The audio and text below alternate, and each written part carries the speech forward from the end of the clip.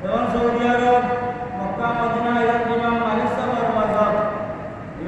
সাহেবের মাযহাব বেশিরভাগ হয় এখতিয়ার হতা।